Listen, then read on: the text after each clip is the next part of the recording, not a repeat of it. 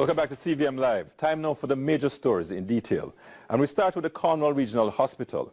Leader of the opposition, Dr. Peter Phillips, is calling on the government to establish an independent commission of inquiry to examine the circumstances surrounding the illnesses reported by the staff of the hospital, to include a determination of the extent to which the medical and non-medical staff of the hospital have had their health compromised, the extent to which family members and patients of the hospital may have been affected, and the precise chemical or biological agents causing noxious fumes, and the reasons for the delays in the decision to evacuate the main building.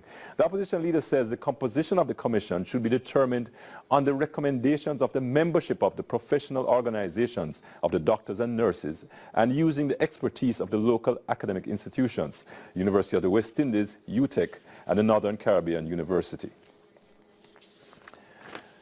State Minister in the Ministry of Education, Rudyard Spencer, says we must make an investment in education to stem the cycle of crime and violence within our society. Here's Khadija Thomas with his report. The state minister says education is critical to correctional facilities as there is a tendency to treat prisoners as outcasts due to their past wrongs without recognizing that the institution is the place for redemption and rehabilitation.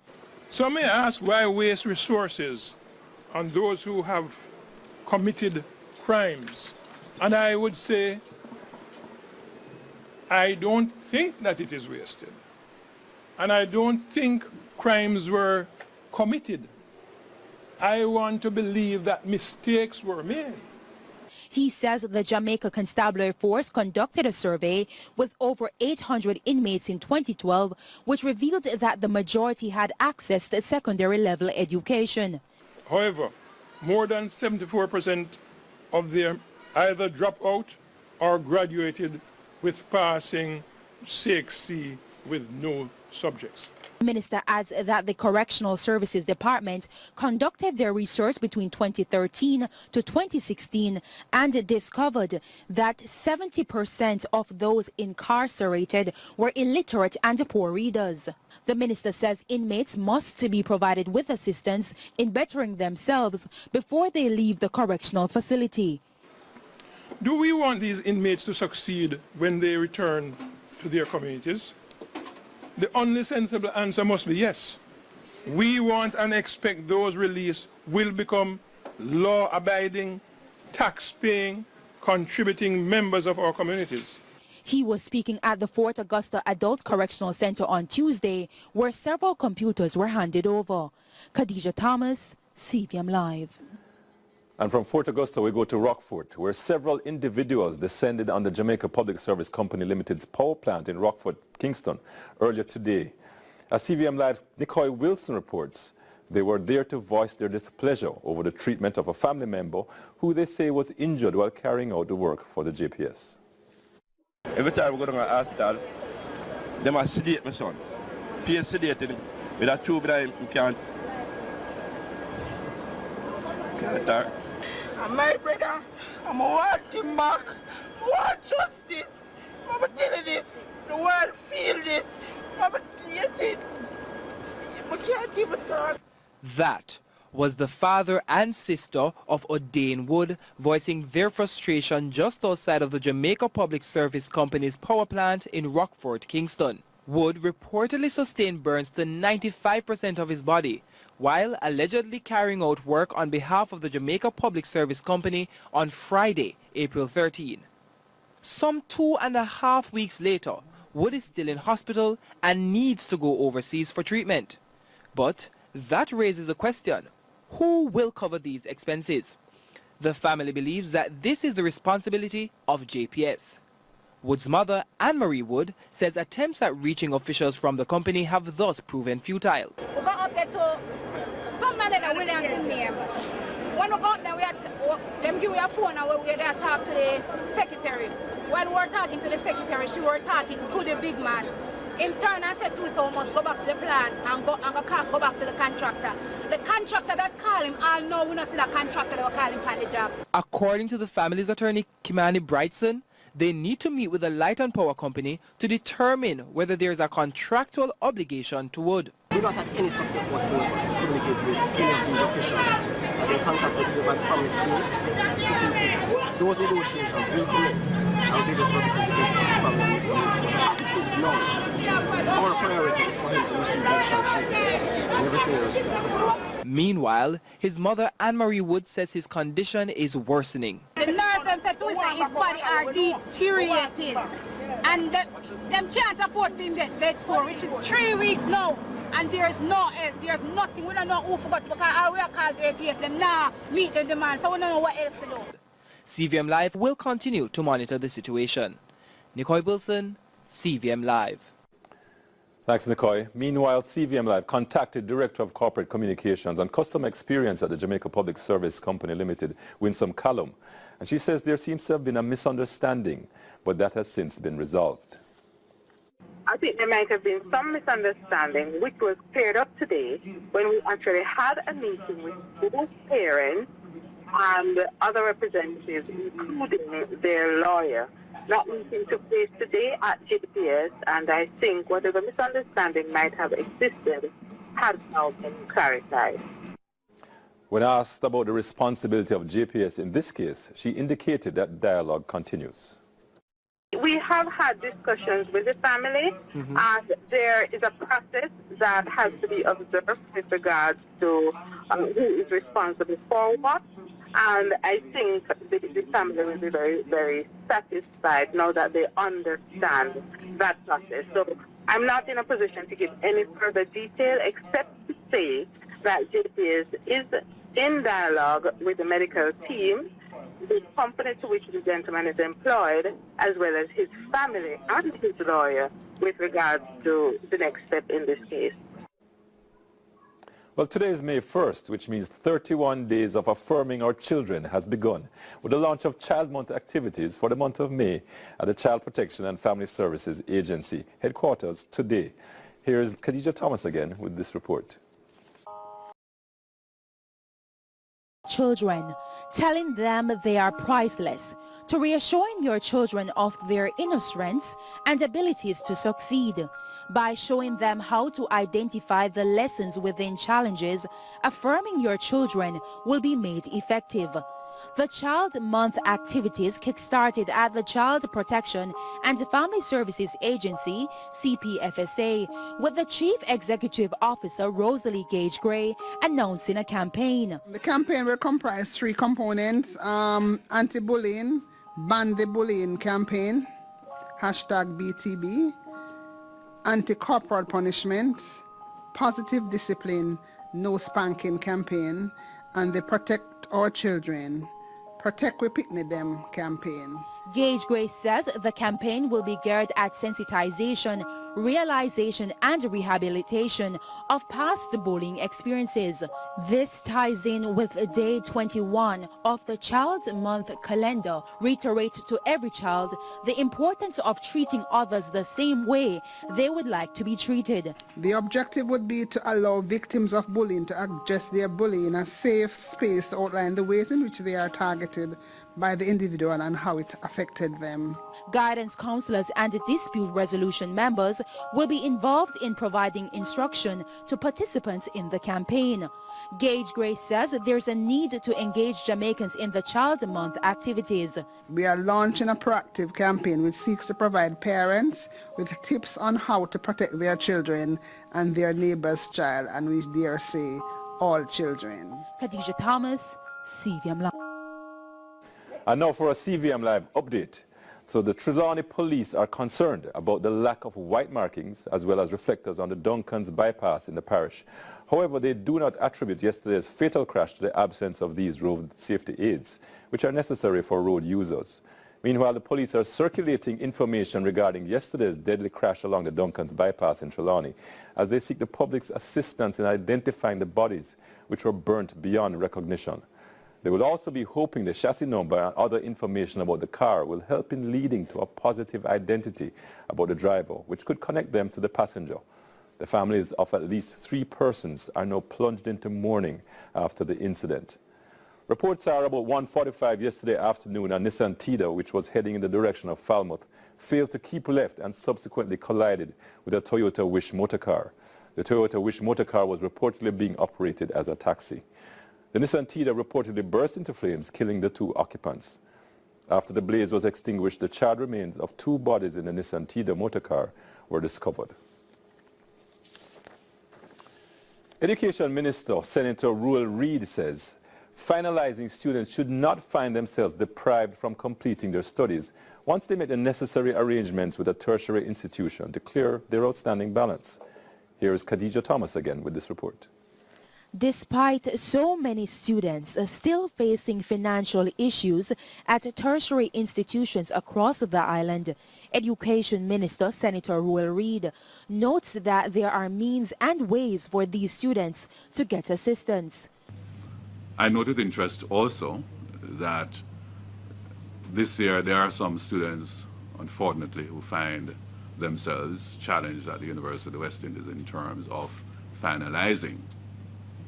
Last year, when we did our research, we discovered that a number of these students who found themselves in this particular dilemma had not sought to access the normal channels of support.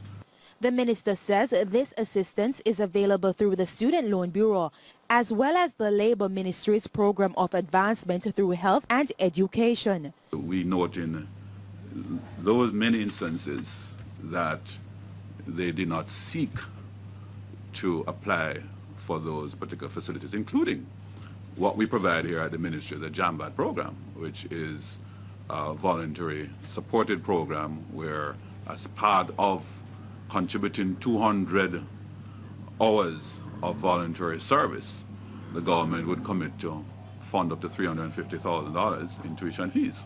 Minister Reid notes that the government had to intervene and a decision was made with the tertiary institutions. The agreement was that if you had paid your fees up to the point of the semester proceeding and you're now finalizing and found yourself in financial distress, you just needed to convert that outstanding balance to a promissory note, a loan. The Education Minister was speaking at the conference room at the Ministry of Education on Monday, where the from the Spanish Jamaica Foundation. Khadija Thomas, CVM Live. CVM Live. Well, here's the hard-working Nicoy Wilson, this time though with regional and international stories. Let's start with news in St. Lucia. Another young male has lost his life to gun violence in the city, bringing the island's number of murders for 2018 up to 7. Here's more from HTS St. Lucia. By this time last year, St. Lucia had already recorded number 21, on the way to a record 60 homicides for 2017. While this figure is 3 times the total for the corresponding period in 2018, one common thread remains. The perpetrator or victim was a young male. As Police Press Officer Corporal Ann Joseph reports, the RSLPF is currently investigating the circumstances surrounding the death of 30-year-old Dwayne William, aka Sozo, of Boaden, Jackmill. And in Barbados, the Supreme Court complex remained a literal ghost town on Monday as cleaning began. The only people on duty were some security guards. In a Barbados Government Information Service release over the weekend, the public was informed that the cleaning of the files would begin at the start of this week. This following complaints by workers of respiratory issues, mold dropping from the ceiling, and other health concerns. Last week, National Union of Public Workers NUPW President Akani McDowell encouraged workers to stay away from the building. They were also informed that they could not be penalized under the Health and Safety Act for staying off. Welcome back to CVM Live, your 90-minute news program. Your news authority is back with you, and of course focus on St. James, the extension of the state of emergency, an issue that has occupied the political and public space.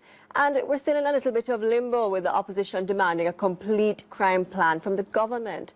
The opposition has rejected claims by the government, which blame them for the failed Tivoli 2010 extension of the state of emergency, which Prime Minister Andrew Holness has said is responsible for today's spike in murder.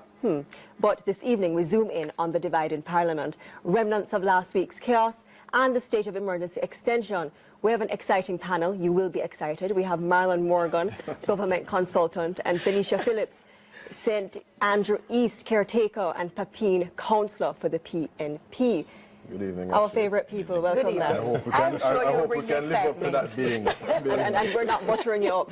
But you're the right people. Drama, excitement, theatrics. It seems as if our parliamentarians are majoring in either publicity stunts or something completely different than looking with seriousness at the nation's business. We saw it in Parliament on the Cornwall regional issue. Now, we're seeing what some people feel are a lot of red herrings with regard to why crime is up, why the state of emergency is or is not working, why we have spikes in murder outside of the state of emergency, and whether or not we should really extend the state of emergency in St. James in light of the fact that crime is 66% down. I mean, how could that even be an argument, Marlon? Well, I mean, we certainly in the government embrace the cut and thrust of our democracy and, more importantly, the Parliament as a forum for debate and engagement. It was good to see that the House made amends. Certainly the members who would have apologized to the nation that, you know, amends was made in respect of last week's poor showing. But suffice it to say, at present, government is seized of what its obligations and responsibilities to the people of Jamaica are. Chief among them being, you know, an orderly and peaceful society where crime is low.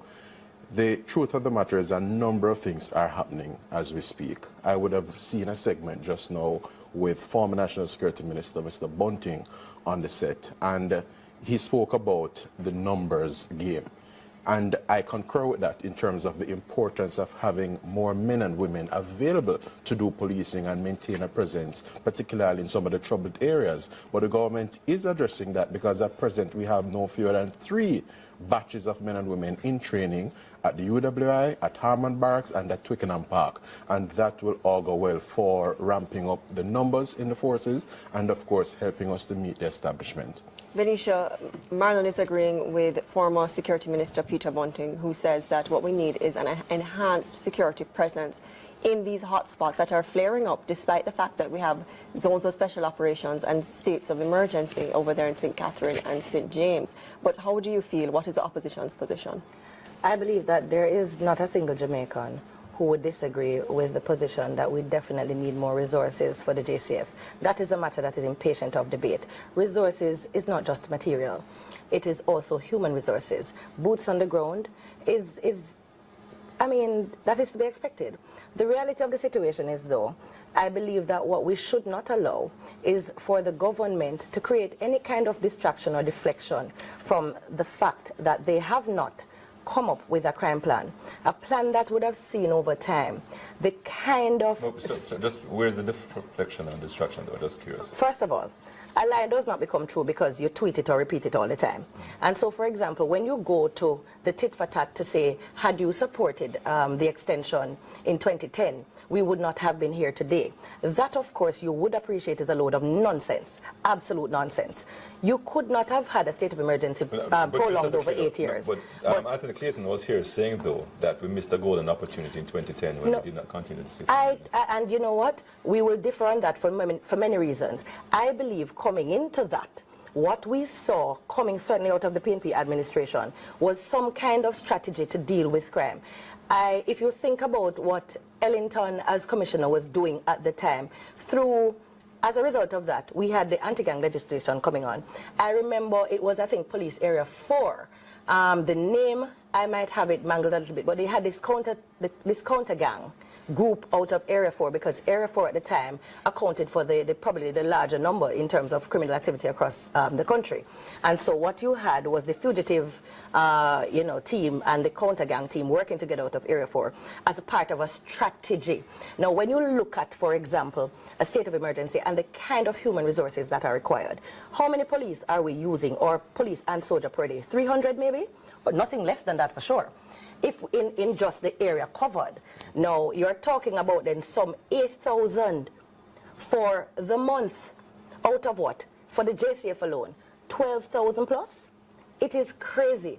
That does not include, by the way, the regular policing that they have to do on a daily basis in areas like those, and we shouldn't play games with stuff like that. It is not sustainable. But It is the government says it's not sustainable. Marlon, yeah. Well, I mean, first of all, the government has not proposed that the state of emergency or enhanced security measures nor ZOSO shall be permanent features in terms of our crime management thrust. The truth of the matter is that the numbers on the ground in relation to law enforcement is considerably augmented at present by the JDF. So of the 9,000 or so men and women that we have in the JCF, are we seeking to get to 12,000 and then to perhaps 15,000 in terms of an optimal number. But the JDF, the military is out and the citizens out, certainly in the impacted communities, the impacted spaces, welcome them.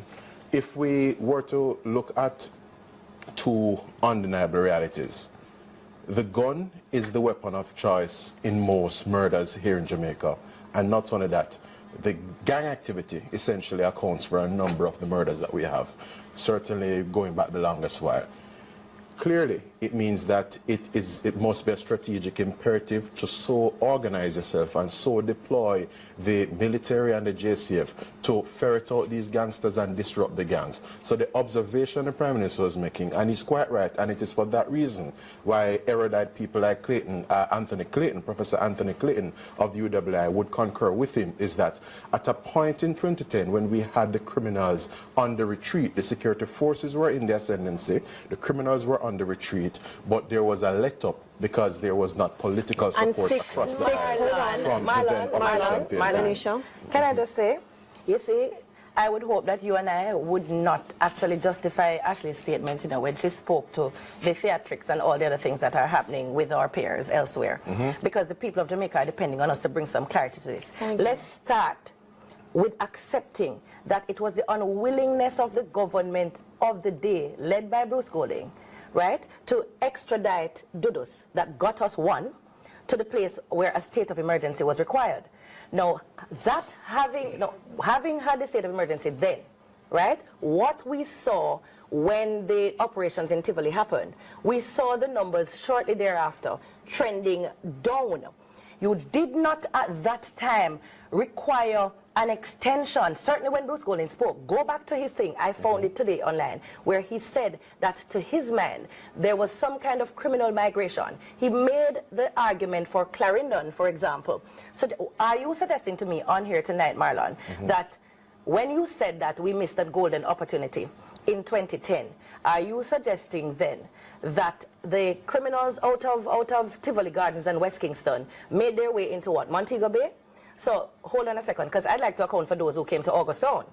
Do we need a state of emergency there? I'd like to account for those who went to Southside. Marlon, not to spend too long on this point, because we have a lot of substantive to get through. But we must also highlight that two things. When the Prime Minister was in opposition, he said that it was the government's responsibility, regardless of what had occurred in the past, to address the crime problem and take a bipartisan approach. It's a national issue. Secondly, at the time when there was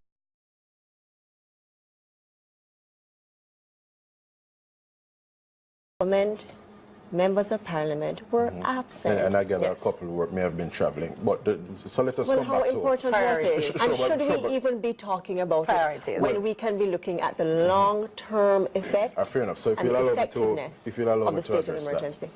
Criminals, as we know it, are mobile, and there's no well-thinking supporter of the government, nor well-thinking Jamaican that can deny that the extradition, the handling of the then extradition request was poor. Yeah, so that would have triggered the need to have called a state of emergency. But what we cannot deny is that that 2010 state of emergency had a kind of shock and awe effect where it had the criminals on the run.